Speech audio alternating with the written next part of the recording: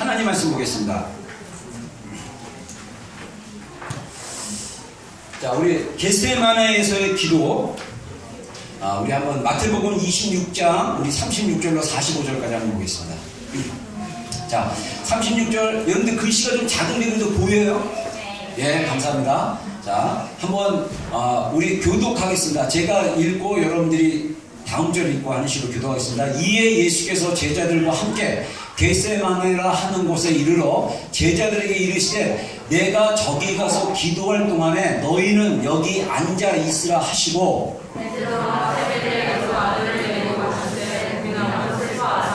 이에 말씀하시되 내가 내 마음이 매우 고민하여 죽게 되었으니 너희는 여기 머물러 나와 함께 깨어 있으라 하시고, 두 분 나아가서 얼굴을 땅에 계시고 뼈를 떠나여 이르시되 내 아버지여 만일 할만하시거든 이 잔을 내게서 지나가게 하옵소서. 그러나 나의 원대로 하시고 아버지의 원대로 하옵소서 하시고, 제자들에게 오사 그 자는 것을 보시고 베드로에게 말씀하시되 너희가 나와 함께 한 시간도 이렇게 깨어 있을 수 없더냐.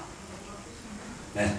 시험을 자에게 깨어 기도하라. 마음에 모든 교회에 주시 않도다 하시고, 다시 두 번째 나아가 기도하여 이르시되 내 아버지여 만일 내가 마시지 않고는 이 잔이 내게서 지나갈 수 없거든 아버지의 원대로 되기를 원하나이다 하시고, 그들이 자니 이는 그들의 눈이 피곤하니라. 또 그들을 두시고 나아가사 세 번째 같은 말씀으로 기도하신 후 이에 제자들에게 오사 이르시되 이제는 자보시라.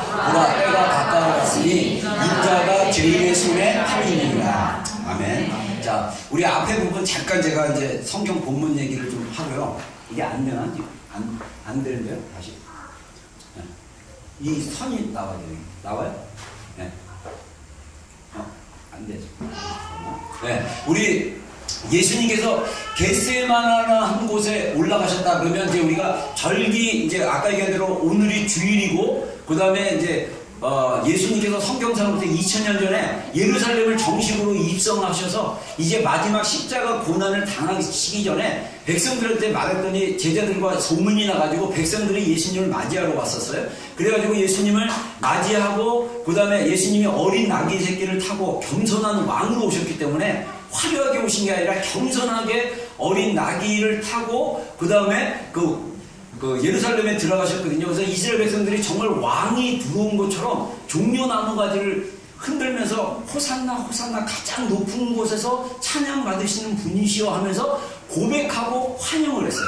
그리고 나서 이제 예수님이 그 일주일 금요일까지의 그 약 5일간의 삶이 이렇게 쭉 나와 있습니다. 그래서 여러분들이 그 구글이나 이런 데 찾아보시면요, 그냥 예수님의 고난주간 이렇게 딱 쓰면 그 일정이 쫙 도표로 잘 나와 있어요. 그리고 나서 목요일날 저녁에 제자들 12명의 제자들과 함께 그 마지막 만찬을 하시죠. 만찬을 할 때 여러분들이 잘 아다시피 그 예수님의 제자였던 가룟 유다가 이미 예수님을 팔기로 결정을 하고, 요한복음에 보면 가룟 유다가 예수님을 팔게 된 결정의 그 여러 단계가 있는데 첫 번째 단계가 뭐냐면 마귀가 예수님을 팔 생각을 넣어줬다고 했어요. 그래서 여러분들 우리가 영적으로 공격이 들어올 때 이 생각에서 몰아내지 않으면, 이 생각이 자리 잡기 시작하면 우리가 더 힘든 그 영적인 삶의 상황 속에 들어갈 수 있어요. 그래서 여러분들 생각에 이게 하나님의 것으로부터 온 것이 아니고 어둠의 것, 마귀로부터 또는 죄로부터 오는 것이라고 딱 느껴지면 그거 끊어버리셔야 돼요. 안 그러면 이게 오래 들어가 있으면 우리 그 죄가, 그 유혹이 나를 갖다가 완전히 컨트롤하는 그런 지경에 올 수도 있다는 것입니다. 그래서 나중에 그 마귀가, 요한복음에 보면요, 마귀가 유다의 마음에 들어갔더라 이렇게 표현합니다.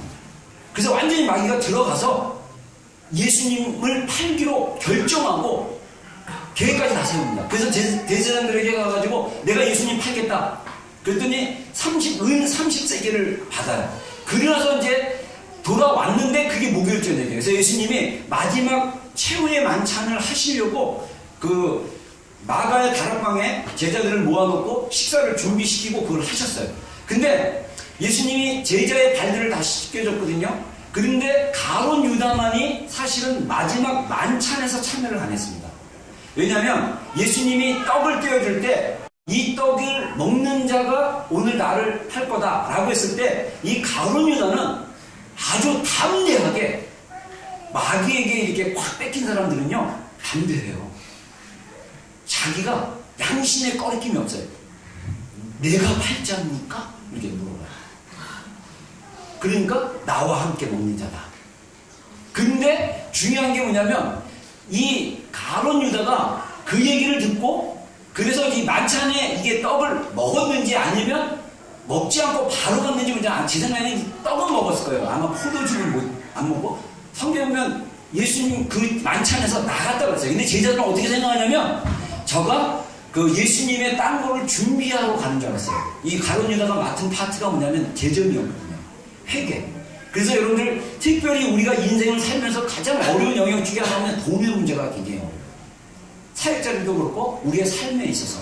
근데 아무튼 가룟 유다가 나간 다음에 예수님이 그 잔을 포도주를 딱 따르면서 뭐냐면 이 잔은 제가 지난주에 설교한 것처럼 새 언약의 피라고 말씀하세요.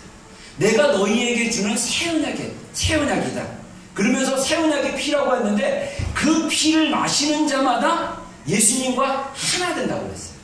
그래서 이 제자들은 그 예수님의 최후의 만찬의 잔을 마셨지만 그 의미를 잘 몰랐어요. 그러나 그 의미를 진정으로 경험한 게 예수님이 십자가에 돌아가시고 3일 만에 부활하신 다음에 40일 동안 제자들과 함께 계시다가 승천하시고 그리고 10일이라는 기간이 있었을 때 예수님께서 이 예루살렘 성을 떠나지 말고 하늘로부터 능력을 힘입을 때까지 너희가 기다리라고 했었는데 그래서 초대교회 성도들이 승천하신 후 10일 동안 열심히 모여서 기도를 한 거예요. 그게 이제 오순절 성령 강림 전에 10일 기도라고 얘기합니다. 그래서 이번에 우리도 5월 31일부터 금요일부터 해가지고 우리 이제 주일은 주일날 기도를 하니까 우리가 이제 월요일부터 토요일까지 해갖고 금토 그 다음에 그 다음 주 월요일부터 금토까지 해서 주일날 6월 10일인가 그때가 이제 성령 강림 6월 9일이 주일인데 그때 성령 강림 주일이거든요. 그래서 우리 교회가 이제 8일 동안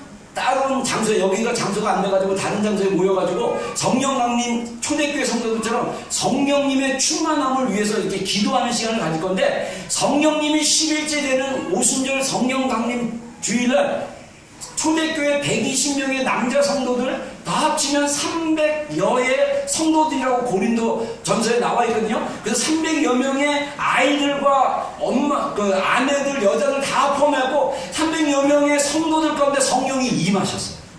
임하시고 나니까 성도들이 경험했던 게 뭐냐면 새 언약의 능력과 그 축복을 경험하기 시작한 거예요.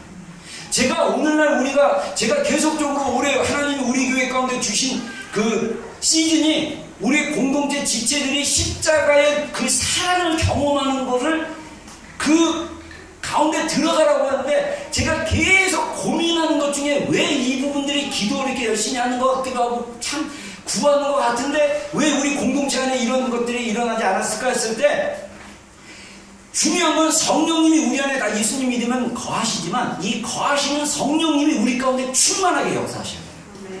이분이 우리 가운데 인격적인 분이기 때문에 우리가 하나님을 찾고 갈망하고 예수님을 구했을 때 이분이 역사하시는 거예요.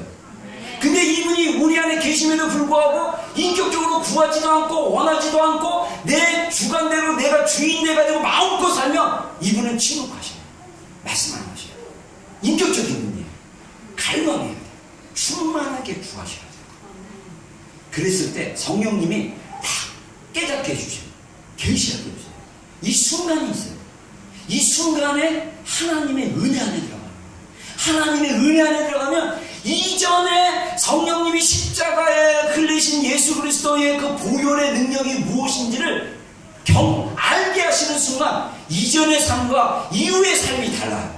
사실은 예수님 믿었을 때 그 순간이 이루어져야 되는데 그 순간이 이루어지지 않는 많은 교회 안의 성도들이 너무나 많다는 거예요. 성령님의 충만함이 필요한 거예요. 아무튼 그게 이제 오순절 성령 강림 주일까지의 그 예수님의 행적이라고 성경에 나와 있는 행적이라고 볼 수 있습니다. 그런데 여기서 오늘 예수님이 그 겟세마네 동산에서 기도하신 거에 대해서 우리가 세 가지로 좀 교훈을 받기를 원하는데, 우리가 겟세마네라 한 곳에 예수님이 가셨다는데, 이곳은 감난산 안에 있는 겟세마네라는 그 어떤 가든 같은 곳이에요. 가든. 그래서 감난산이라는 큰 산이 있는데, 그 산에 겟세마네라는 곳에 동산이 있는데, 그곳에 늘 예수님이 예루살렘 오시면 기도하던 장소가 있습니다. 습관에 따라 기도하시던 그 장소가 있어요. 그래서 거기서 이제 예수님이 기도하시는 거죠. 그리고 12명의 제자를 데려가시고, 그 다음에 3명은 베드로와 세베대의 두 아들 요한과 야곱입니다. 이 3명은 따로 더 깊은 곳으로 데려가셨어요. 예수님이 기도하는 장소로. 그래서 우리가 예수님과의 그 교제의 수준도, 우리가 12명의 제자가 있고, 또 누가복음에는 70명의 제자가 있고, 또 제자라고도 불리지만 그 예수님처럼 예수님과 같이 먹고 마시고 훈련하는 12명의 제자 말고 또 다른 제자들이 있어요. 근데 그들이 같이 동고동락했는지는 몰라요. 중요한 거는 예수님께서 12명의 명단은 분명히 보여줬어요. 그래서 12명이 늘 호의 제자처럼 예수님을 따라가 있습니다. 그 중에서도 예수님이 3명을 따로 항상 중요한 시간에 그 3명의 제자들을 따로 데리고 가셨어요. 그래서 나머지 그 12명에서 3명 빼면 몇 명이지? 9명. 맞죠? 9명의 제자는 경험하지 못하는 것을 예수님이 경험할 수 있는 기회를 주는 거예요. 저는 개인적으로, 우리가 지난주에도 제가 그렇게 얘기했지만은, 예수님이 차별하신다고 생각한다라고 기분 느끼면, 아니 내가 12명 중에 1명인데 예수님이 제대 3명만 데리고 이상한 데로 가시는 거예요. 기도하신 데로 가시는 거야. 왜 나는 여기 있으라고 하지? 기분 나빠. 이렇게 생각할 필요 없어요. 안타깝게도 예수님이 선정하신 거예요. 은혜야. 근데 감사하게도 가룟 유다를 제외한 또 다시 한번 마띠아라는 제자가 다시 이제 뽑혀가지고 12명의 수가 합쳐지는데, 12명이 다 순교합니다. 그 제자들은 다 순교해요. 저는 진짜 우리의 신앙도 마찬가지라고 생각해요. 하나님의 부르심들이 다 다르다고 생각해요. 근데 하나님의 부르심이 다르지만 중요한 거는 우리에게 하나님이 우리에게 기회를 열어줬다고 생각해요. 이게 하나님의 섭리와 선택과 예정과 우리의 어떤 반응, 우리의 응답, 행위하고 이렇게 사실 이렇게 뭐라 그럴까, 이 화학작용을 일으켜야 되는데, 우리 입장에서 보는 것과 또 하나님의 입장에서 보는 것이 다르지만, 중요한 건 하나님의 은혜 안에 있으면서 우리가 정말 이 3명의 제자처럼 예수님 곁에 가서 함께 기도하는 자가 되기를 주의 이름으로 축원합니다. 근데 이 3명의 제자가 예수님이 자기 마음을 나누셨어요. 여러분 복음서 찾아보세요. 예수님의 제자들에게, 특별히 그 3명에게 예수님의 마음의 솔직한 그 감정을 얘기하는 구절은 여기에요. 뭐라고 했습니까? 38절 다시 한번 읽어보겠습니다. 시작. 이에 말씀하시되 내 마음이 매우 고민하여 죽게 되었으니 너희는 여기에 머물러 나와 함께 깨어있으라 하시고. 자, 예수님이 따로 훈련시키고 또 가까이 뭔가 예수님의 그 일하심을 보여주고 싶은 3명의 제자들을 따로 내려와서 더 기도하는 그 장소 가운데 데려오셔서 하는 얘기가 뭡니까? 내 마음이 고민된다. 내 마음이 너무 슬프다. 내가 힘들다. 제발 나와 함께 깨어서 기도해 주기 바란다. 깨어있으라는데 나중에 보면 깨어 기도하라고 말씀하시거든요. 그러니까 제자들이 그 얘기 듣고 예수님이 조금 나아가, 누가복음 22장에 보면 정확한 표현이 있습니다. 돌 던진 만큼 거리에 나아가셨다, 이렇게 표현해요. 그래서 나아가서 얼굴을 땅에 대시고 간절하게 엎드려 기도하여 이르시되 내 아버지여, 만일 할만하시거든 이 잔을 내게서 지나가게 하옵소서. 그러나 나의 원대로 마옵시고 아버지의 원대로 하옵소서. 이렇게 기도했다라는 거예요. 근데 안타깝게도 제자들은 이 예수님의 기도를 듣다가, 근데 생각해보세요. 이 기도가 우리 성경에는 좀 짧은 문장으로 나왔는데, 예수님이 이 기도 제목을 가지고 막 시리어스하게 심각하게 막 기도했을 거예요. 근데 제자들이 예수님의 기도 시간이 좀 기니까 피곤한 거예요. 예수님의 목소리가 들렸을 텐데, 아버지, 마가복음에는요 아바 아버지라고 해요. 아빠 아버지, 아버지는 모든 것을 할 수 있으신 분입니다.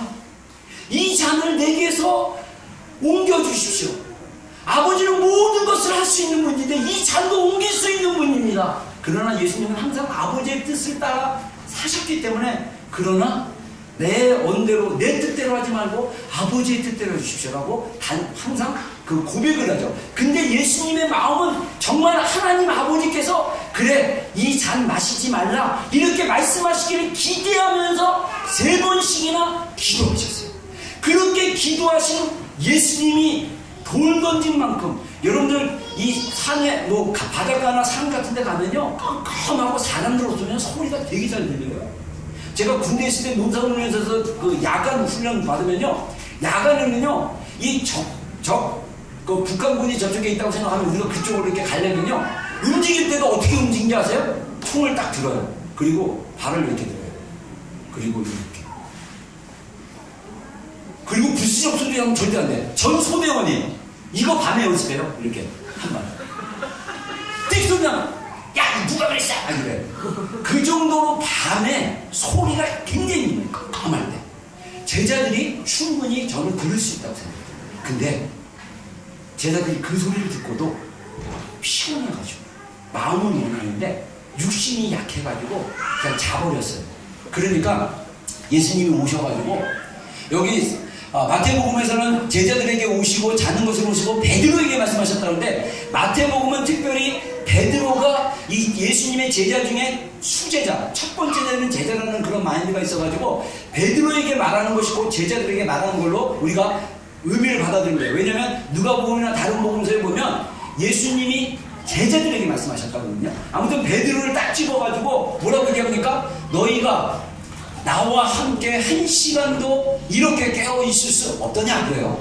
자, 이 1시간이라는 게 우리가 하나님께 나아가서 스트로우라고 싸우고 씨름하는 시간인 것 같아요. 그래서 우리 정원석 목사님 옛날에 간증에 제가 기억합니다. 1시간 기도하자 이 말씀 가지고, 그래서 정 목사님도 1시간 기도하고 브레이크 뚫을 영적 돌파를 했고, 저도 신학교 31년 전에 신학교 가가지고 내가 앞으로 목사 될 사람인데 1시간 기도하자. 고통스럽습니다. 힘들어요. 자기가 완전히 십자가 앞에서 자아가 드러나요. 정말 그 나의 죄성과 그 하나님 앞에 나의 그 밑바닥에 있는 숨은 동기와 그 밑바닥에 있는 그 정욕적인 인간적인 그 동기, 모티베이션이 십자가 앞에서 드러나기까지 씨름을 하셔야 돼요. 이게 성경이 우리에게 가르치는 씨름하는 예수님의 그 십자가의 보혈의 사랑을 경험하기 위해서 나아가는 자기 부인의 단계예요.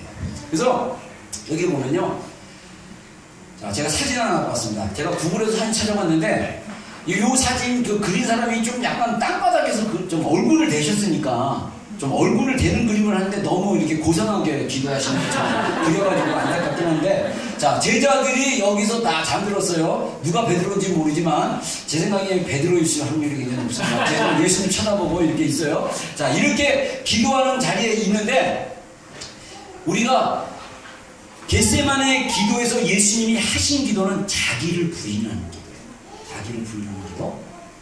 제가 다다음 주일날 제가 이 자기 부인에 대해서 한번 좀 설교를 좀 해드릴게요.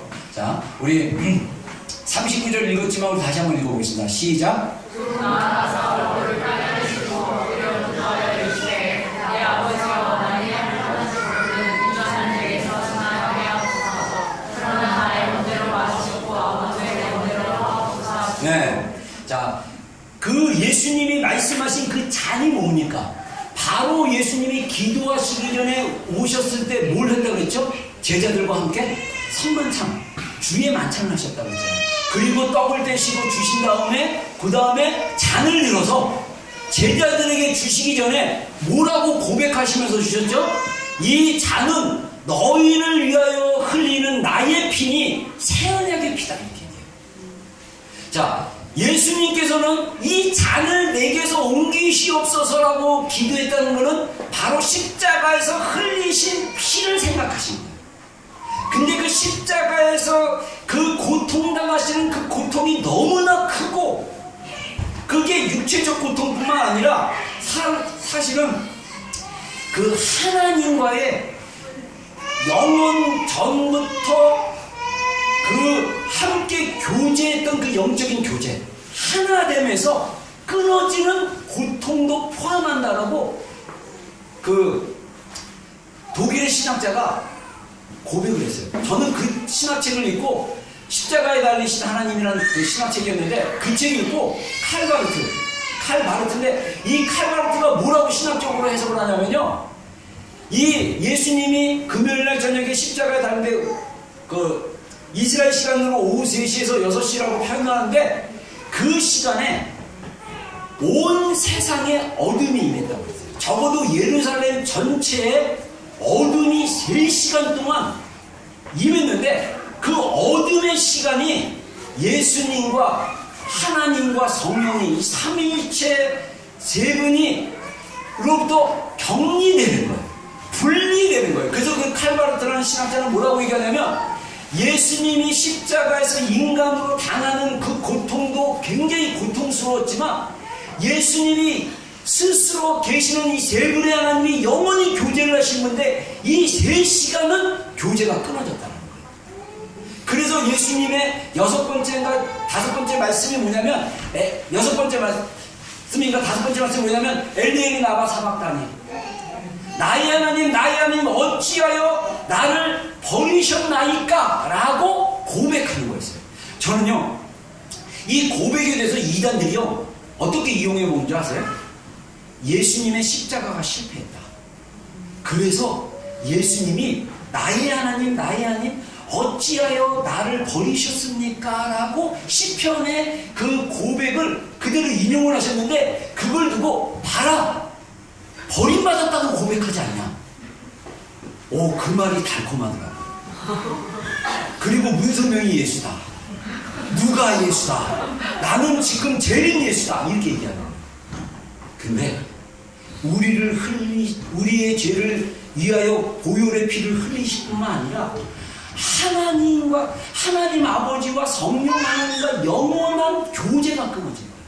그 시간, 3시간 동안.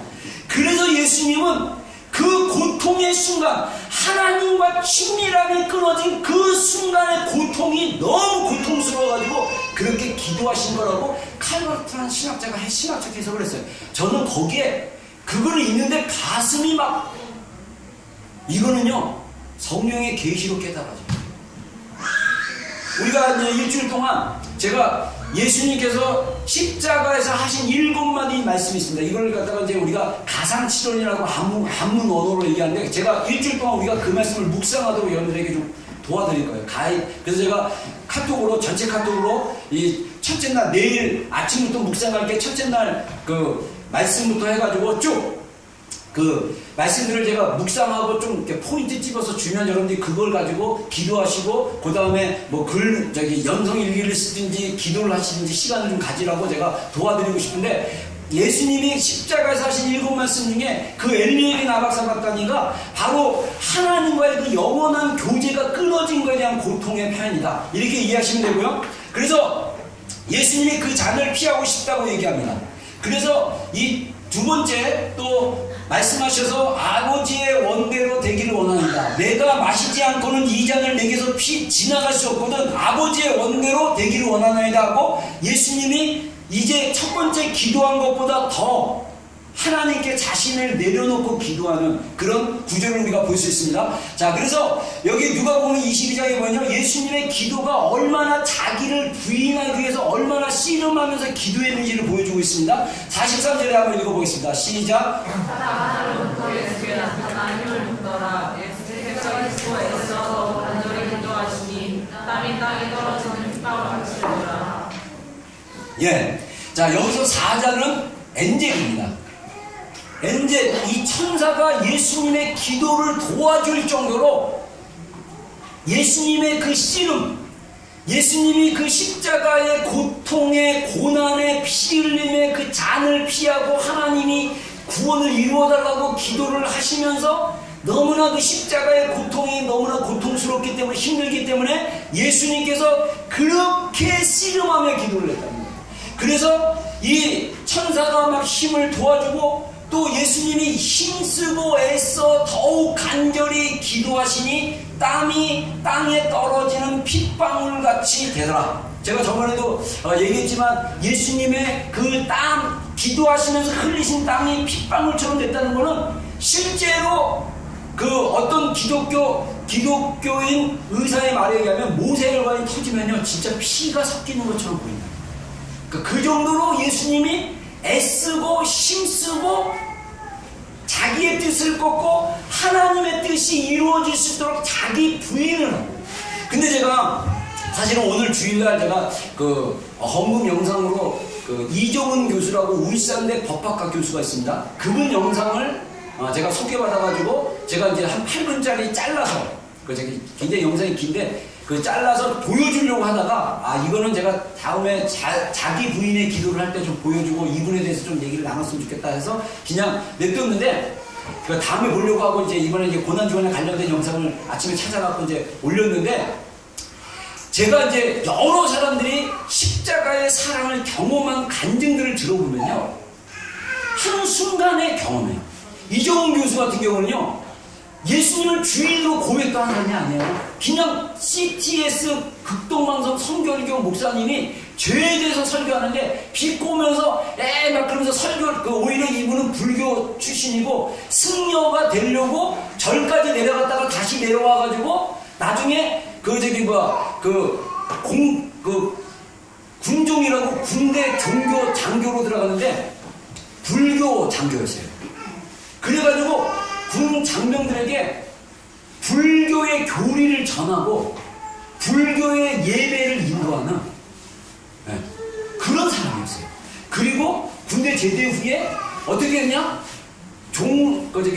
종자연이라고 종교자유연합을 만들어가지고 교회를 법적으로 공격하려고 단체까지 만들었어요. 지금은 이제 거기서 탈퇴하고 예수님 믿고 완전히 변화돼가지고 이제 한국 기독교와 교회를 위해서 법적으로 싸우고 이제 사상 싸움을 하는데 이분이 예수님으로 극적인 믿게 된 게 딴 게 아니라 설교하는 거 이분이 지는 시간마다 적을 알아야 100번 이길 수 있다 그래가지고 CTS나 기독교 방송 설교 같은 거 다 듣는 거예요. 그럼 연구를 하신 거예요. 그러다가 하나님의 때가 오니까 어떻게 되냐면 성결교 목사님이 죄에 대해서 얘기했을 때 비꼬다가 혀가 딱 굳어지면서 앞에 꼬꾸라졌대요. 그리고 자기 세포 하나하나가 죄가 있다라는 인식이 됐대요. 그래서 자기는 죽은 줄 알았대요. 근데 깨어나고 보니까 안 죽었대요. 근데 세상이 바뀌었대요. 근데 제가 그런 퀘션이 있어요. 이런 거 들으면 이제 또 약간 마음이 불편하신 분들이 있어요. 나는 그렇게 주님을 찾았는데 저 사람은 주님을 대적하려고 저렇게 했는데도 주님이 은혜를 주시네 하는데 하나님이 우리에게 정말 우리의 그 영적인 삶의 변화, 십자가를 통해 변화되는 순간에 그 기회가 있는데 제가 이종훈 교수 어제 저녁에 그 간증을 쭉 들으면서 어떤 마음이 들었냐면 제가 느낀 건 뭐냐면요 우리가 진짜 십자가의 사랑 가운데 들어가려면 두 가지가 있어요. 하나는 뭐냐면 우리 안에 진짜 갈급함이 있어야 돼요. 하나님을 간절히 원함이 있어요. 또 하나는 뭐냐면 자기가 죄인인 것을 인식하는 이 부분은 다음에 더 강조할게요. 진짜 중요해요. 제가 그래서 오히려 이번 주간에 또 하나의 우리 공동체 지체들이 십자가의 그 놀라우신 사랑 새 언약 안에서 우리가 누릴 수 있는 그 은혜와 자유를 누리는 신앙생활 내 힘으로 사는 것이 아니라 내 안에 계신 예수 그리스도의 생명과 능력으로 사는 삶 이거에 가는 과정이 자기 부인인데 이 부인이 갈급함과 자기의 죄인됨을 경험하는 거구나. 제가 이 부분은 좀 더 다음 시간에 나누기를 원해요.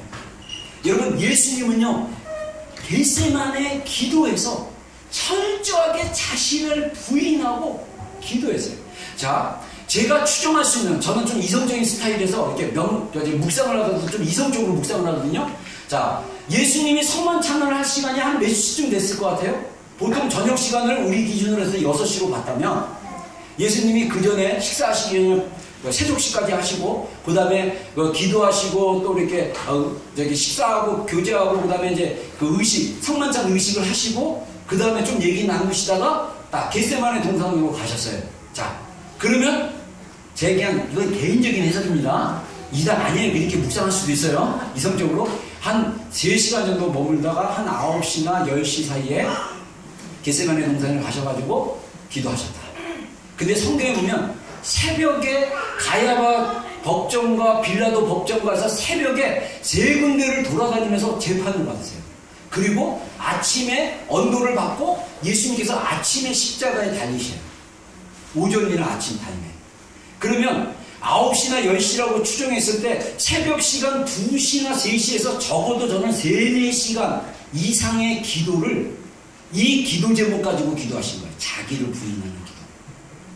신이셨던 예수님이, 하나님이셨던 예수님이 그 정도의 시간을 투자해서 하루 깊게 기도했다면 우리는 진짜 부르짖고 기도하고 허리가 끊어지도록 기도하고 자기가 십자가 앞에 완전히 자기의 본래 모습이 드러날 때까지 기도하는 그 기도의 씨름이 우리 안에 필요하다고 믿습니다. 아멘. 그래서 우리가 기도의 씨름을 하셔야 돼요.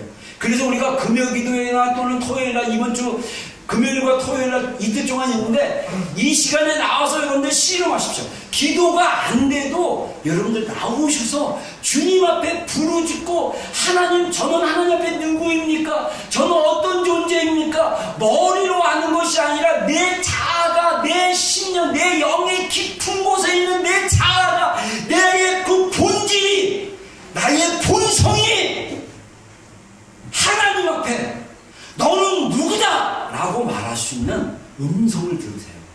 그러면 바뀝니다. 세상이 달라져요. 성경에서 말하고 있는 그 생명, 자유, 하나님 안에서 즐거워하기, 기뻐하기, 하나님의 능력으로 살기, 이 말씀이 내 심령 가운데 콱콱콱콱콱콱 바뀌어요. 생각이 바뀌어요. 진짜 잘합니다. 우리가 이 기도를 오래 시도하셔야 돼요. 할렐루야. 아멘. 기도합시다. 아멘. 기도합시다. 아멘. 너무 작아. 우리 벤자민이 가끔씩 놀래가지고 내가 소리 들으면 기도합시다. 아멘. 아멘. 아멘.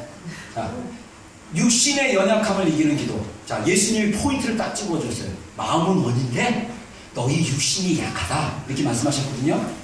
원래는 제가 이게 하나씩 떠오르게 돼 있는데 버전이 달라고 다 나왔는데 한번 보겠습니다. 에베소서 4장 22절로 24절 말씀 한번 읽어보겠습니다. 시작. 너희는 유혹의 욕심을 따라 썩어져가는 것을 하는 내 사람을 벗어버리고 오직 너희의 생명이 새롭게 되어 하나님을 따라 의로운 진리와 거룩함으로 지으심을 받는 새 사람을 입으라. 네.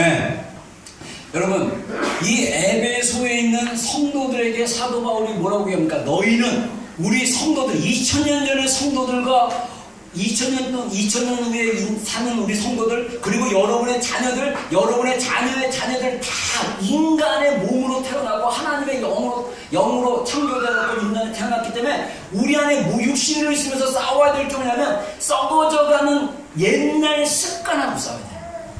이 썩어져가는 유혹의 욕심을 따라. 자, 예수님께서 제자들에게 경고한 게 깨어 기도하라 하신 말씀이 뭐냐면 시험에 들지 않도록이거든요. 그 시험이 성경에 시험이라는 단어가 테스트도 있고 템테이션인데 여기서는 템테이션입니다. 유혹에 빠지지 않도록. 그래서 주기도문에 우리가 뭐라고 얘기합니까? 우리가 시험에 들지 말게 하옵시고, 이 얘기는 뭐냐면 우리가 유혹에 빠지지 않게 하여 주시옵소서. 우리가 예수님의 그 십자가의 그 능력, 제사함, 용서를 경험하지 못하고 우리가 그 능력을 맛보지 못하면 우리 안에 자꾸 죄된 본성이 이 욕심을 따라 자꾸 이렇게 따라가게 됐어요. 여러분, 지금 우리 크리스찬들이 갖는 큰 죄 중에 하나가 뭔지 아세요? 사람 미워하는 거예요. 사람 용서하지 않는 거예요. 자, 혹시나 여러분들, 우리 여기 성도들 안에 배우자나 자녀나 또는 직장 동료나 또는 친구들 안에 안 좋은 일이 생기고 기분 나쁜 일이 쌓인 게 있어가지고 그 사람의 말하는 거나 그 사람의 행동하는 거나 그 사람의 그 어떠함이 꼴배기가 싫다. 그러면 여러분들 미워하는 거예요. 그거는 십계명에서 말씀하신 살인하지 말라는 그 말씀에 예수님이 산상순에서 해석해 주신 것처럼 마음의 미움을 가진 자마다 이미 살인하는 거예요. 매일 죄 짓는 거예요. 용서하지 않으면. 나는 용서했다고 머리로는 고백하고 다 했는데 감정에서는 아직 용서가 안 된 사람들이 꽤 많아요.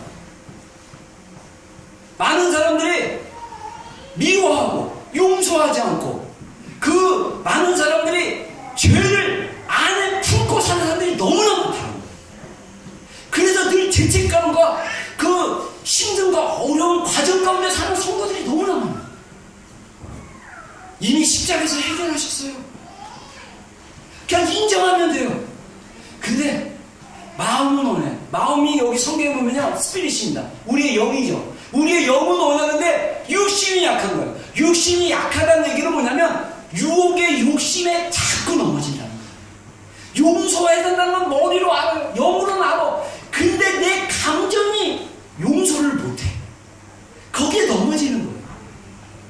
내 행위가 용서를 못해. 여러분, 제가 상담하고 얘기하면서 우리의 생각과 감정과 행동이 다 연결되어 있어요. 내 마음이 기분 나쁘면요, 애써서 숨기려고 괜찮아 하면서 썩소를 지어도 그 괜찮지 않는 그 부정적인 감정이 깊으면 깊을수록 상대방이 알아요. 얼굴에 미소를 짓지만 마음이 불편한 걸 상대방이 알아요. 모르는 사람들 있죠. 중독된 사람, 감정이 자기 감정이 잘 모르는 사람들은 괜찮구나 이러는데, 정말 우리가 내면이 유대감이 있고 내면이 있으면 그거 알아요. 우리가 왜 우리의 내면이 더 주님 앞에 깊이 나가야 됩니까? 우리의 육신이 왜 약한데 자꾸 유혹에 넘어집니까? 영이, 육신의 그 연약함 때문에 영이 넘어져 있어요. 제가 느끼는 건 영적 세계를 보니까 기도도 힘이에요. 영적인 파워. 기도도 하나님이 주셔야 되는 거예요. 내가 그걸 달라고 기도하셔야 돼요. 여러분들, 우리가 하나님에 대해서 오해하는 것 중에, 많은 오해 중에 하나가 뭐냐면, 하나님이 주셔야 된다면 나는 기다리면 되지. 그게 영적으로 속는 거예요. 하나님이 이미 주셨어요. 복음 안에서. 할렐루야. 네. 근데 내 영이 눌렸어. 육신과 감정과 사항에. 그래서 그 육신이, 마음이 원하는데 육신이 이기지 못하는 상황 속에서 힘들어하는 거예요. 예수님이 제자들에게 뭐라고 얘기합니까?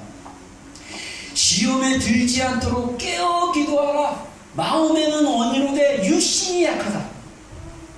우리가 깨어서 기도하지 않으면 우리의 육신이, 우리의 육신의 유혹의 욕심을 따라서 우리의 옛사람이 어떻게 합니까? 썩어져가는 구습을 따르는 옛사람이 있다라는 거예요. 이걸 우리가 벗어버려야 돼. 벗어야 돼. 그래서 우리 안에 패턴이 있습니다. 이 패턴을 잘 아는 게 중요해요. 제가 이제 이어서 습관에 대한 얘기를 좀 할 거예요. 제가 습관에 관련된 책을 우연히 제가 2007년도에 여기 옛날에 기독교 서점이 있는데 이제 여기가 장사가 안 돼갖고 이제 문을 닫으셨는데, 제가 거기 가끔 가서 했는데 그 책을 읽었더니 습관의 파워인가? 뭐 이 책이에요. 근데 얘가 2007년에 한번 읽었던 책인데, 그 책에 보니까 우리 생활의 90%가요 습관에 의해서 산다는 거예요. 생활의 90%가. 근데 재능이 뛰어나고 탁월하고 뭐 이거 필요 없대요. 습관만, 집중력을 가지고 습관만 제대로만 해도 성공할 수 있대요. 이게 비즈니스든 뭐 직장 생활이든 이거는 기독교 책이 아니에요. 일반 이 용어가 있는데, 성공하는 그 개발서였잖아요. 자기 개발서라고 하나? 자기 개발서예요. 제가 옛날에 그 자기 개발서 굉장히 좋아했거든요. 그래서 습관에 영의 힘, 파워, 저 파워 좋아해가지고 무슨 파워 하는데, 그 기도는 습관이라는 거예요. 우리가 이 영적인 힘이 딸리잖아요. 하던 것도 안 하기 시작합니다. 여러분, 믿음이 떨어지면 제일 먼저 못하는 게 뭔지 아세요? 주일 예배 게을러지는 거예요. 주일 예배 오기 싫어지는 거예요. 주일 예배 오는데 버티다 보면 하나님께 드리는 예배인데 하나님께 혼날까봐 두려워서 예배하고 벌받고 또 찝찝한 일들 생길까봐, 아이들 병 생길까봐 두려워가지고, 그리고 주일날 오는데 버티다 보니까 짜증이 나고 힘들어. 이럴 바에 뭐하러 나오지? 그럼 믿음이 점점 가는 거예요. 어디로 가냐? 뒤로 가는 거예요. 주일 예배 집중해서 예배 드리고, 거기다가 우리 교회 공동체의 습관 들이기. 자, 주일 예배 열심히 드리고, 두 번째 뭐 하라고 그랬죠? 기도에 열심히 나와라. 기도에 열심히 나와서 2시간 동안 우리 기도하고 말씀 듣고 기도하는데 버티기가 힘들어요. 근데 버티는 훈련을 하시면 돼요. 지겨워요. 당연하죠. 얼마나 힘든데요. 기도 안 하는 사람은요, 전 세계를 위해서 기도를 해도 5분 만에 다 끝낼 수 있어요. 근데 기도의 근력이 깊은 사람은 한 가지 문제를 가지고 씨름해서 1시간, 2시간 버틸 수 있어요. 그게 근력 차이예요. 우리가 옛 습관을 벗어버릴 수 있는 힘을 가져야 돼요. 그래서 예수님이 제자들에게 말씀하시기를, 마음은 원하지만 육신이 약하다. 그래서 예수님이 자기를 부인하시고 땀방울에 핏방울이도록 기도하시고 씨름하신 그 기도가 뭐라고요? 어떤 기도라고요? 육신을 이기는 기도가 됐다는 거예요. 제자들에게 그렇게 기도하시라고 권면하셨어요. 깨어 기도하라. 그때 한 번 경고하셨잖아요. 그러면 진짜 다 깨워서, 죄송합니다 주님, 제가 깨워 기도하셨다 이래야 되는데 또 잠들어. 대단해요. 뭐가 그렇게 피곤했지? 쟤는 퀘션이에요. 뭐가 이렇게 피곤했지? 뭐가 그렇게 힘들었지? 뭐가 그렇게 주님이 내가 고민해 죽겠다, 내가 힘들어서 죽겠다는 말 안 하셨죠?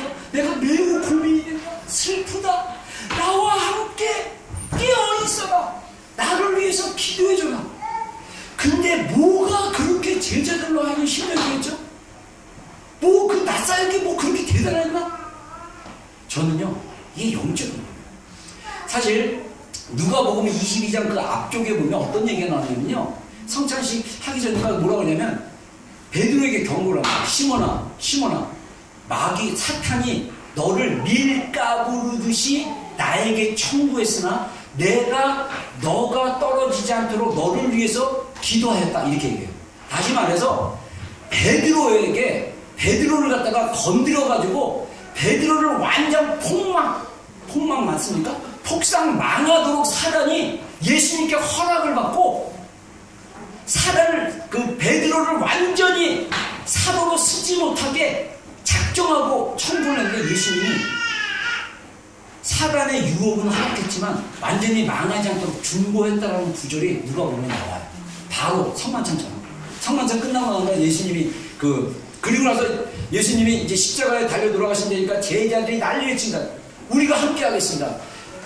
베드로는요, 내가 주님과 함께 목숨을 걸겠습니다 막 그랬는데, 예수님이 그러죠. 너는 3번 나를 부인할 것이다, 새벽까지 울기 전에. 그랬더니 절대 그런 일 없습니다. 만약에 베드로가 깨어서 기도했으면 베드로가 부인하지 않았을 거예요.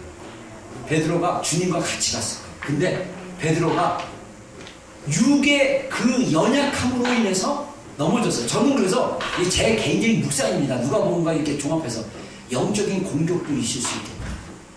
우리가 기도하지 못하도록 마귀가 우리를 공격하고 있겠구나.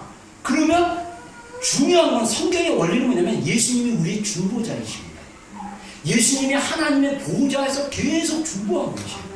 그리고 예수님의 마음을 받은 중보자들이 우리를 위해서 기도할 수 있어요. 할렐루야. 부모들이여 자녀들을 위해서 깨어 기도하기를 주의 이름으로 축원합니다.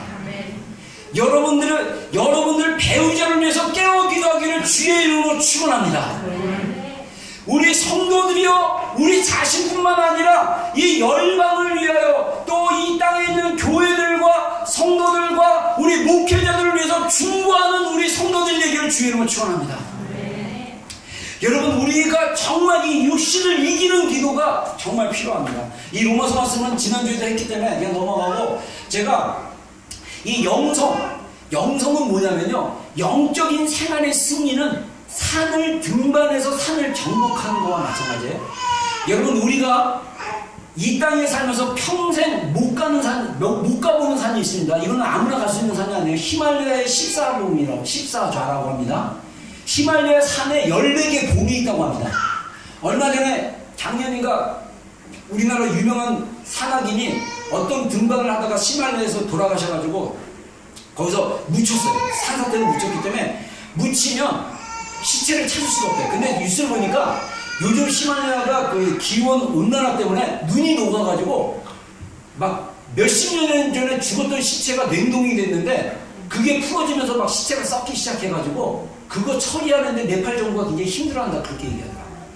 이 산에 가서 죽는 사람이 있는데 우리가 우리 자아가 죽어야죠. 산을 자아가 죽어야죠. 자, 그래서 이 산은 보통 평범한 사람은 못 올라가요. 진짜 산악인 중에 탁월하고 훈련되어지고 준비된 산입니다. 근데 주님이, 저는 개인적으로 우리 개인 각자를 주님의 그 깊은 영성으로 우리를 초대했다고 생각해요. 그러려면 우리가 여기 꼭대기까지 깊이 들어가, 저는 개인적으로, 이건 개인적인 해석입니다. 14개 봉 중에 십자가의 그 놀라운 사랑을 경험하는 봉이 있다고 생각해요. 거기에 올라가면 다른 수준을 경험하게 될 것입니다. 제가 이거 간증 너무 많이 해가지고 진짜 말하기가 진짜 민망할 정도인데, 30일 전에 골방에서 한 달 정도인가 제가 골방 매일 저녁, 생각해보니까 정확히 따지면 월요일부터 목요일까지 했어요. 물론 금요일날 금요기도에 참석해갖고, 제가 전도사 시절에 30년 전에 전도사 할 때는요, 한국교회가 철야기도를 하면 진짜 금요일날 밤 10시인가 11시에 모였어요. 그리고 새벽 2시인가 3시까지 기도회를 했어요. 1시간인가 1시간 반 정도 예배 드리고요, 나머지 새벽 2시나 3시 정도까지 그 지하실에서 마룻바닥에서 모여서 기도를 하는데, 제가 고등학교 3학년 때 하나님 만나고 나서 철야기도 한다고, 그때는 토요일도 학교 갔었거든요.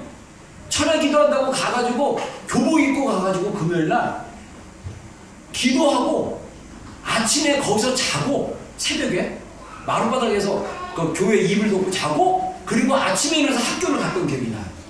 그리고 전도사 시절에 또 금요일날 교회를 가면 목사님이 열심히 기도합시다 막 이러면서 막 입은 막 이러면서 기도시켰어요. 그러면 성도들이 막 뜨겁게 막 기도를 해요.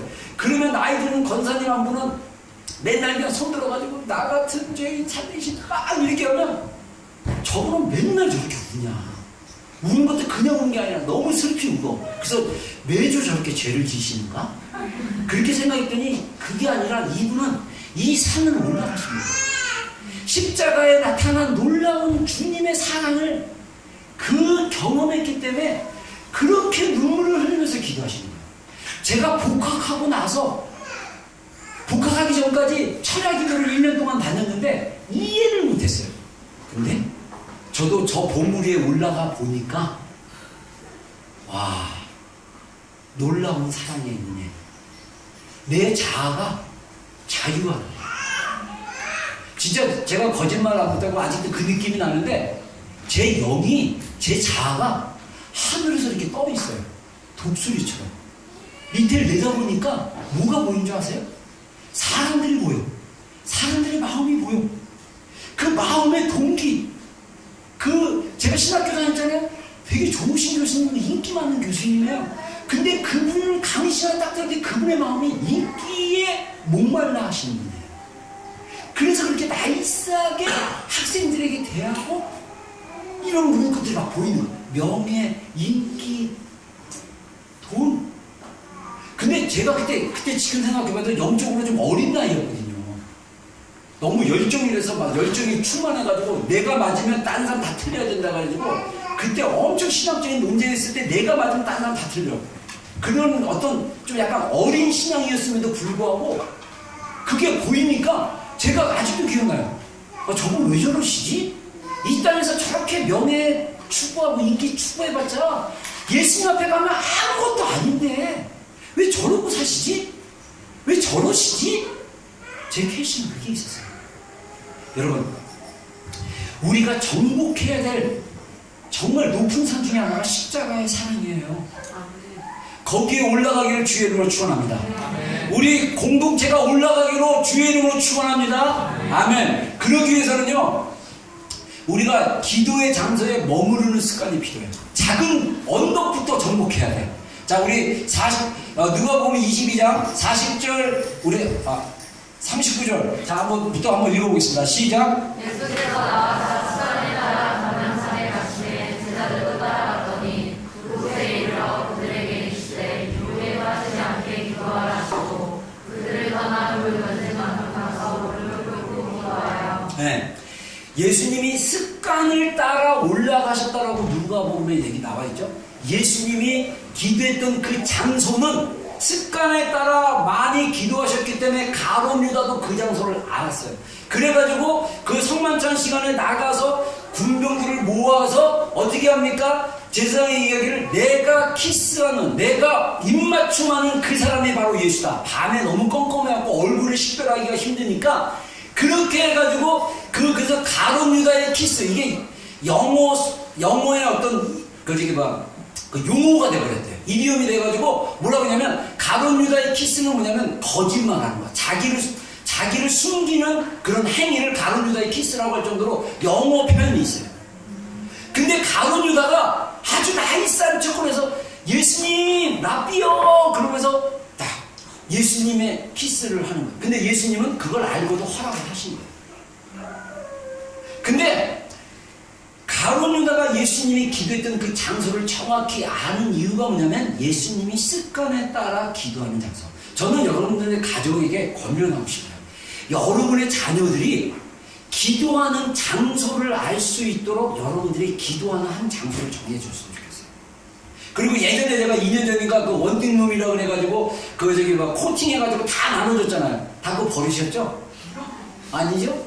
안 버렸죠? 그래서 기도하실 때 그 문에다 딱 붙이라고 그랬잖아요. 붙여가지고 자녀들이 아빠 지금 뭐해? 하나님께 기도하고 있어요. 그래서 여러분의 방이 기도의 방 되는 거 될수록 오케이, 좋아요. 그리고 하나 여유 있는 방이 있다. 그러면 그 장소는 하나님을 만나는 방으로 드려요. 여러분의 게르지가 너무 좋아가지고 방같이 돼 있다. 그럼 파티션 같은 거 설치해가지고 거기서 기도하는 장소를 하든지.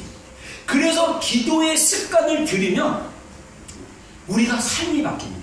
그래서 유명한 그 말이 있죠. 자, 한번 읽어보겠습니다. 이게 심리학에서 나온 말이죠. 시작. 인격을 심으라 습관을 거둘 것이다. 습관을 심으라 인격을 거둘 것이다.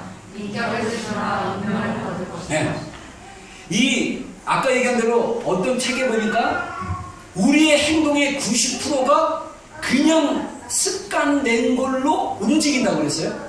그러면 우리가 지금 아까 얘기한 대로 우리 교회가 우리 공동체가 지금 목표로 하는 게 뭐냐면 주일 예배에 집중하고 제대로 된 하나님께 예배 드리는 예배가 되자 살아있는 예배, 하늘의 보좌 앞에서 드리는 예배처럼 하나님의 영광과 존귀와 찬송과 권세를 드러내는 그런 찬양과 말씀이 있는 예배가 되자 이렇게 목표를 하고 우리가 주일 예배에 우리가 집중하라고 권면하고, 두 번째는 우리가 기도 자리에 오라고 권면하는 이유가 이게 바로 우리의 매일의 삶 가운데 한 30분이라도 1시간이면 너무 좋은데 직장생활하고 육아하고 힘들어서 1시간 내기가 힘든 사람들은 단 30분이라도 장소를 정하고 시간을 정하고 기도를 하라. 그래서 제가 많은 사람들이 이렇게 물을 수 있어요. 언제 기도하는 시간이 좋아요? 새벽이 좋아요? 밤이 좋아요? 언제 기도하는 게 중요한 게 아니라 기도를 계속 습관으로 할 수 있는 그 안정된 시간으로 하셔야 돼요. 예를 들어서 아침에 늦잠 자고 아침잠이 나처럼 많은 사람들이 새벽 기도 나가면 진짜 기도하기 힘들어요. 그래서 제가 새벽 기도 안 하잖아요. 제가 아침 기도 하잖아요. 그럼 매번 패배하는 거예요. 새벽에 깨야 되는데 추워서 못 일어나고 깨야 되는데 어젯밤에 늦게 자서 못 일어나고 그러지 마세요. 정말 여러분이 자유롭게 시간 낼 수 있는 그 시간을 정하시면 돼요. 그리고 꾸준하게 하시는 시간. 그래서 사실은 제일 좋은 시간이 저녁 9시 정도가 좋은 것 같아요. 애들 웬만하면 다 자면. 그리고 안 잔다고 해서 한 사람이 맞고 한 사람이 들어가서 기도하시면 돼요. 그리고 그 다음 사람이 또 들어가서 기도하고. 얼마나 사이 좋아. 교대로 기도하고. 네? 그거를 나중에 애들이 커서 본다고 생각해보세요. 그리고 기도 자리에 들어가면요, 기도가 굉장히 힘들어요. 그래서 제가 예전에 얘기했던 것처럼 1시간도 못 버텨가지고 일주일 동안 버티다 못해가지고 차라리 이 시간에 공부하자. 신학생이니까 이 시간에 공부하는 게 효율적이다 생각하고 문 열고 딱 나가려고 하는데 성령님이 1시간도 못 버티냐. 자존심 팍 상해가지고. 진짜. 그때 제가 자존심 상해가지고 주님에게 내가 왜 목사 되려고 했죠? 내가 정말 성령 받은 거 맞아요? 내가 주님 사랑하는 거 맞아요? 내가 기도도 못하는 전도사가 제가 뭘 하나님의 일을 감당하겠다고 합니까? 막 이렇게 제일 근원적인 질문, 그런 것들을 막 하다 보니까 주님의 사랑의 제한이 부러지기 시작했어요. 여러분, 골방에서 버티기를 주의 이름으로 축원합니다. 제가 이번 주 그 가상치료에 대한 말씀을 하루씩 주지만 제가 여러분들에게 도전하고 싶은 기도 제목이 있어요. 나는 하나님 앞에 어떤 존재입니까? 하나님, 저를 창조하신 그 창조의 목적이 무엇입니까? 이 존재론적인 질문을 가지고 기도해 보시라고. 십자가를 통해서 나는 어떠한 존재입니까? 그 질문을 한번 해보세요. 그냥 막 정신없이 막 미친 여자 그 머리 풀고 막 살듯이 세상 살지 마세요. 정신 머리 좀 묶고 정신 어텐션 하고 적어도 고난주간 한 주간 할렐루야 금식도 하고 기도도 하고 묵상도 하는 그런 시간이 되기를 주의 이름으로 축원합니다. 자, 그래서 고난주간 이게 주보에 들어간 얘기인데요. 우리가 집중해야 될 3가지 일주일입니다. 이 일주일도 또 못하고 막 그런다고 하지 말고 작정하시고 결단의 기도 시간 가질 거예요. 결단하시기 바랍니다. 우리가 금식하고 묵상하고 기도하는데 다니엘 금식 너무 잘 알아서 제가 이제 더 이상 다니엘 금식 설명 안 합니다. 다니엘 금식 하시기 바랍니다. 다니엘 금식 하시고 그 다음에 월요일도 우리 금요일 점심까지만 하세요. 저녁에는 우리가 이제 나와서 우리가 기도회를 하는데 한 금요일 점심까지만 금식하시면 됩니다. 그래서 월요일부터 화요일, 수요일, 목요일, 금요일 자유롭게 하루를 작정하시든 이틀을 작정하시든 여러분들 자유롭게 하시면 돼요. 자유롭게 금식하는데 근데 이게 금식이 목적이 아니라 기도가 목적이라는 사실을 좀 여러분들 기억하시길 바랍니다. 그래서 개인 기도와 묵상의 시간을 좀 30분 꼭 갖기를 바랍니다. 30분 동안 좀 가지세요. 그리고 저녁 기도에 금요일, 토요일 7시 기도에 꼭 참석하세요. 그래서 7시부터 9시까지 기도하는데 우리 감사하게도 많은 지체들이 기도회 모임에 참석은 해요. 근데 아직도 금요 기도에 잘 이렇게 기도하는 자리에 잘 안 오는 지체들도 있어요. 제가 부탁드려요. 와이프만 보내고 본인은 안 오고 이러지 말고 와이프 오는데 애들도 다 보내고 막 이러고 그러는데 다 같이 오세요. 다 같이 오시고 와서 기도하세요. 그래서 이번 주간 우리가 더 집중해서 하나님과 좀 기도하는 시간 갖기를 주의 이름으로 축원합니다.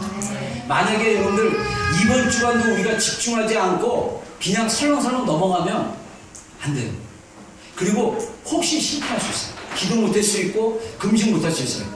괜찮아요. 또다시 결심하시면 돼요. 그리고 그 다음날 하시면 돼요. 실패한 걸 두려워하지 마세요. 한 번, 하루, 한 끼 승리하는 거, 하나님 앞에 나간 거, 내가 적어도 이스터 우리 다음 내일부터 이제 월요일이 시작되는데 월요일날 하루 예수님의 십자가를 기억하고 말씀을 묵상하고 그 다음에 예수님께 기도하고 내 자신에 대해서 내 자신의 상태를 좀 돌아보고 이런 시간 갖는 거를 하루에 매일 한 번씩이라도 갖자. 이런 마음으로 기도하고 같이 금식하고 나오기를 주의 이름으로 축원합니다. 아멘. 우리 찬양하고 좀 기도하는 시간 갖겠습니다.